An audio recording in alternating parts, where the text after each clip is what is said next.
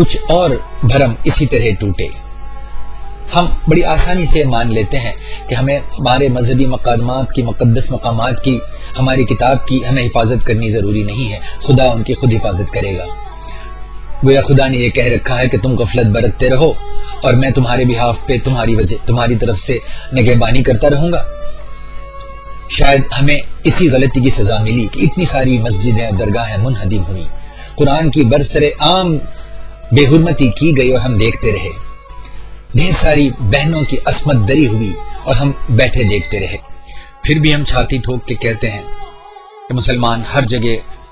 پھیل رہے ہیں، طاقت ان کی آگے بڑھ رہی ہے۔ جانے ہم کس غفلت میں سو رہے ہیں۔ پوچھئے گجرات کے مسلمانوں سے، پوچھئے عراق، فلسطین اور بوسنیا اور چیچنیا کے مسلمانوں سے، پوچھئے افغانستان کے مسلمانوں سے کہ کیا واقعی تم ترقی کر رہے ہو، تمہاری طاقت بڑھ رہی ہے، تمہاری عزت اور آبرو بڑھ رہی ہے۔ جیسے شاعر نے کہا کہ بے علم بھی ہم لوگ ہیں، غفلت بھی ہے طاری، افسوس کے اندھے بھی ہیں اور سو بھی رہے ہیں۔ ممکن ہے آپ ناراض ہوں، ممکن ہے آپ یہ بھی کہیں کہ کیا حق پہنچتا ہے مجھے آپ کا دل اس طرح دکھانے کا۔ حق یوں پہنچتا ہے کہ میں بھی آپ کے ساتھ رویا تھا جب مقدس مقامات کی بے حرمتی ہوئی، جب ہماری بہنوں کی بے عزتی ہوئی، جب ہمارے بچے یتیم ہوئے اور ہمارے گھر لٹے اور جلے اور پولیس دوسری طرف منہ پھیر کے دیکھتی رہی، جب مومنین کو ان لوگوں کے احسان پہ جینا پڑا جنہیں یہ کافر کہا کرتے تھے، جب افغانستان میں بمبارڈمنٹ ہوا اور یہ دردناک منظر میں نے دیکھا کہ امریکی جہازوں کے گرائے ہوئے گیہوں کے پیکٹ لینے کے لیے ہمارے افغانی بھائی آپس میں لڑ پڑتے تھے، تب میں بھی رویا میں بھی اس دن جب so called mother of all Beatles کے بعد عراق کے سپاہی تھکے ہارے جب کویت سے لوٹ رہے تھے تو امریکی سپاہیوں کے ہاتھوں انہیں پانی کے چند بوندیں مل جاتی تھیں پینے کے لیے اور جینے کا سبب بنتی تھی وہ۔ میں بھی رویا ہوں آپ کے ساتھ جب بابری مسجد شہید ہوئی، حالانکہ بابری مسجد کے سلسلے میں میری رائے شروع سے خاصی الگ رہی ہے۔ غصہ مجھے بھی بہت آیا ہے آپ ہی کی طرح، جب ٹی وی پہ میں نے اسرائیل کے دباؤں کو، فلسطینی مکانوں کو منہدم کرتے ہوئے دیکھا، بے قصور فلسطینیوں کو ٹیررائز کرتے ہوئے دیکھا۔ بہت تڑپا ہوں میں جب نریندر مودی نے صرف اس بات پر گورو یاترا نکالی کہ اس کے دور حکومت میں مسلمانوں کو سو کالڈ سبق سکھایا گیا اور لاکھوں گجراتی ہندو بھائیوں نے اس کی تائید کی، جبکہ اس کے پاس دکھانے کے لیے اور کوئی اچیومنٹ نہیں تھا سوائے کہ مسلمانوں کو بری طرح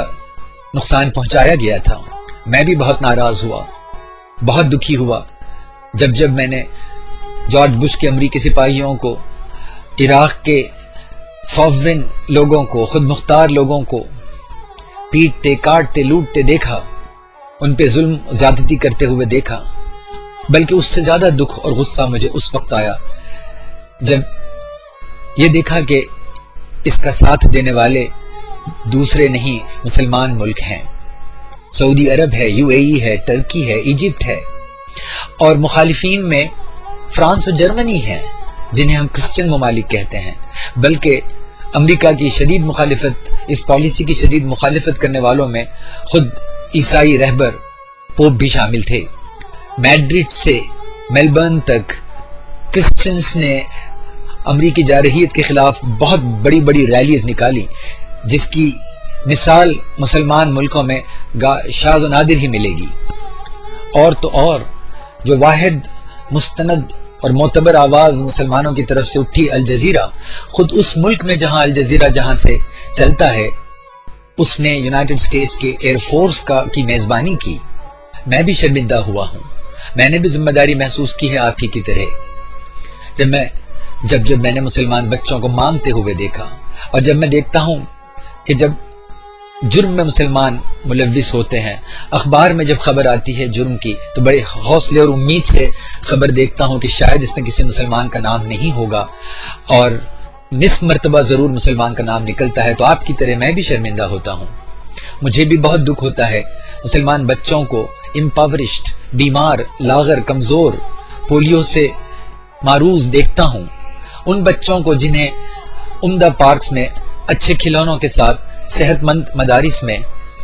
पढ़ना चाहिए, खेलना चाहिए। मुझे भी बड़ी शर्म महसूस होती है